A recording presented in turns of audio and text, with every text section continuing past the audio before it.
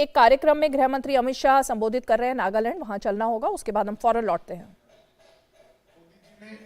स्वयं north east को भारत का मेन स्ट्रीम प्रदेश बनाने के लिए, क्षेत्र बनाने के लिए ढेर सारे इनिशिएटिव लिए हैं।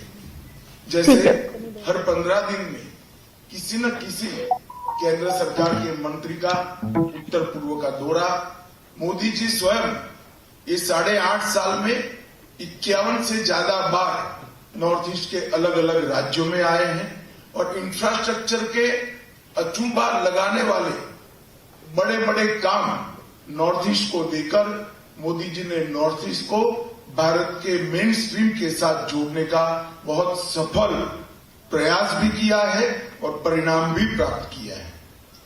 Honorable Prime Minister Shri Narendra Modi ji's vision of mainstreaming the Northeast has borne fruits today. Through various modes he has done so. Number one, for the mainstreaming, he has taken the initiative to see to it that every Union Minister of Government of India visits the Northeast of India once in a fortnight, that is 15 days. Similarly, it's a matter of great joy that the Prime Minister himself, in the last 8.5 years, has visited Northeast 51 times. This is a record in itself, and some of the biggest infrastructural projects have been allotted to the Northeast so that Northeast becomes a saga of development. मित्रों, मैं तुलनात्मक बात करूं तो UPA के कार्यकाल में 2004 से 14 के बीच में और एनडीए के कार्यकाल में 2014 से 22 के बीच में नॉर्थ ईस्ट को और हमारे नागालैंड को, मैं नागालैंड की ही बात करता हूं, नागालैंड को दिए गए फंड में 4 गुना वृद्धि की है। If we talk about the two time areas of polity, that is the UPA time era of 2004 to 2014 and the NDA time era of 2014 to the present time of 2023, there has been 4 times increase in the fund allocation for Nagaland's development. 15वें वित्त आयोग ने नागालैंड को 2022-23 में 4,773 करोड़ रुपया, 4,773 करोड़ रुपया दिया है, जबकि 2009-10 में सिर्फ 1,283 करोड़ रुपया दिया गया था। The 15th Finance Commission has in fact allocated a humongous amount of 4,773 crore for Nagaland, while way back in 2009 we had only 1,283 crores allocated for Nagaland.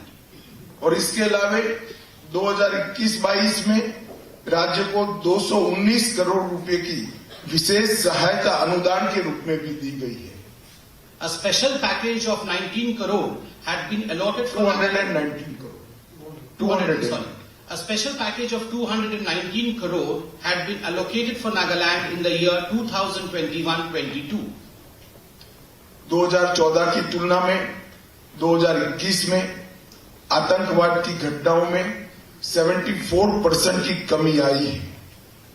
There has been reduction of 74% as far as insurgency in Nagaland is concerned if we compare the data of 2014 with the data of 2021.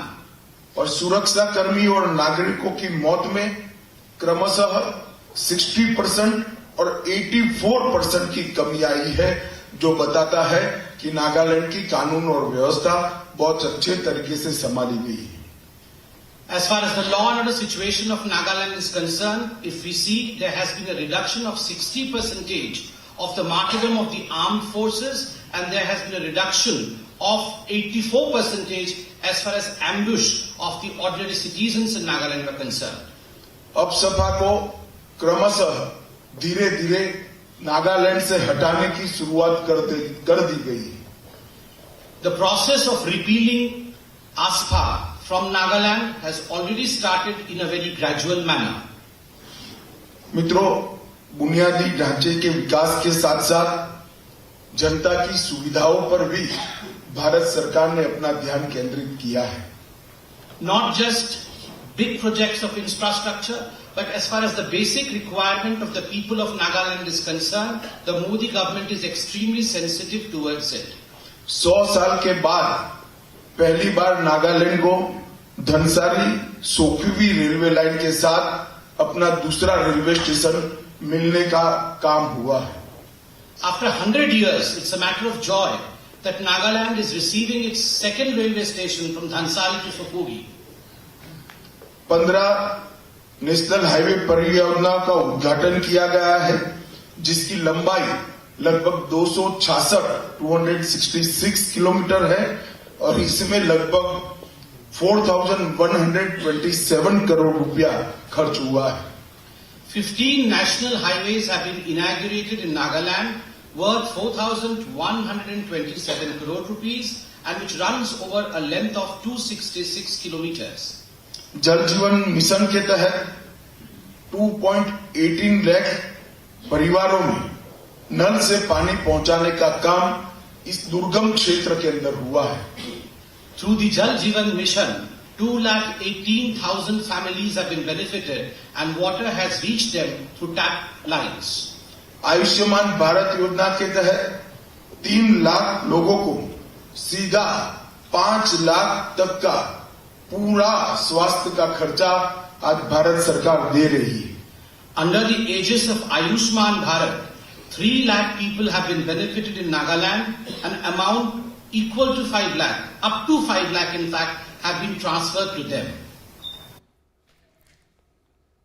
तो गृह मंत्री अमित शाह को आप सुन रहे थे, जो कि एक कार्यक्रम को नागालैंड में संबोधित कर रहे थे, नागालैंड के दौरे पर हैं और बता रहे हैं कि